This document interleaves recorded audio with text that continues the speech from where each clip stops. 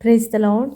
സംഖ്യാപുസ്തകം 2-ാം അധ്യായം 1 മുതൽ 34 വരെയുള്ള തിരുവചനങ്ങൾ. യഹോവ പിന്നെയും മോശയോടും അഹരോനോടും അരുളി ചെയ്തത്, ഇസ്രായേൽ മക്കളിൽ ഓരോരുത്തൻ താന്താൻ്റെ ഗോത്രത്തിൻ്റെ അടയാളത്തോടു കൂടിയ കൊടിക്കരികെ പാളയമിറങ്ങണം. സമാഗമന കൂടാരത്തിനെതിരായി ചുറ്റും അവർ പാളയമിറങ്ങണം.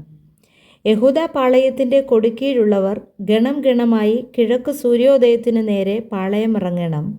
യഹൂദായുടെ മക്കൾക്ക് അമീനാദാബിൻ്റെ മകൻ നഹശോൻ പ്രഭുവായിരിക്കണം. അവൻ്റെ ഗണം ആകെ 74,600 പേർ. അവൻ്റെ അരികെ ഇസ്സാഖാർ ഗോത്രം പാളയമിറങ്ങണം. ഇസ്സാഖാരിൻ്റെ മക്കൾക്ക് സൂവാരിൻ്റെ മകൻ നെഥനയേൽ പ്രഭുവായിരിക്കണം. അവൻ്റെ ഗണം ആകെ 54,400 പേർ. പിന്നെ സെബുലൂൻ ഗോത്രം. സെബുലൂൻ്റെ മക്കൾക്ക് ഹെലോൻ്റെ മകൻ ഏലിയാബ് പ്രഭുവായിരിക്കണം. അവൻ്റെ ഗണം ആകെ 57,400 പേർ. യഹൂദ പാളയത്തിൻ്റെ ഗണങ്ങളിൽ എണ്ണപ്പെട്ടവർ ആകെ 186,400 പേർ. ഇവർ ആദ്യം പുറപ്പെടണം.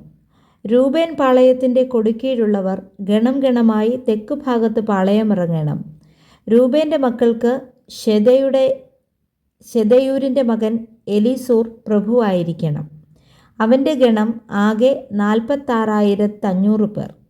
അവൻ്റെ അരികെ ശിമയോൻ ഗോത്രം പാളയമിറങ്ങണം. ശിമയോൻ്റെ മക്കൾക്ക് സുരീശദ്ദായിയുടെ മകൻ ശെലൂമിയേൽ പ്രഭുവായിരിക്കണം. അവൻ്റെ ഗണം ആകെ 59,300 പേർ. പിന്നെ ഗാദ് ഗോത്രം. ഗാദിൻ്റെ മക്കൾക്ക് രയൂവേലിൻ്റെ മകൻ എലിയാസാഫ് പ്രഭുവായിരിക്കണം. അവൻ്റെ ഗണം ആകെ 45,650 പേർ. രൂബേൻ പാളയത്തിലെ ഗണങ്ങളിൽ എണ്ണപ്പെട്ടവർ ആകെ 1,51,450 പേർ. അവർ രണ്ടാമതായി പുറപ്പെടണം. പിന്നെ സമാഗമന കൂടാരം പാളയത്തിൻ്റെ നടുവിൽ ലേവ്യരുടെ പാളയവുമായി യാത്ര ചെയ്യണം. അവർ പാളയമിറങ്ങുന്നത് പോലെ തന്നെ താന്താങ്ങളുടെ കൊടിക്കരികെ യഥാക്രമം പുറപ്പെടണം. എഫ്രയീം പാളയത്തിൻ്റെ കൊടിക്കീഴുള്ളവർ ഗണം ഗണമായി പടിഞ്ഞാറേ ഭാഗത്ത് പാളയമിറങ്ങണം. എഫ്രയീമിൻ്റെ മക്കൾക്ക് അമ്മീഹൂദിൻ്റെ മകൻ എലീശാമ പ്രഭുവായിരിക്കണം. അവൻ്റെ ഗണം ആകെ 40,500 പേർ. അവൻ്റെ അരികെ മനശ്ശെഗോത്രം പാളയമിറങ്ങണം.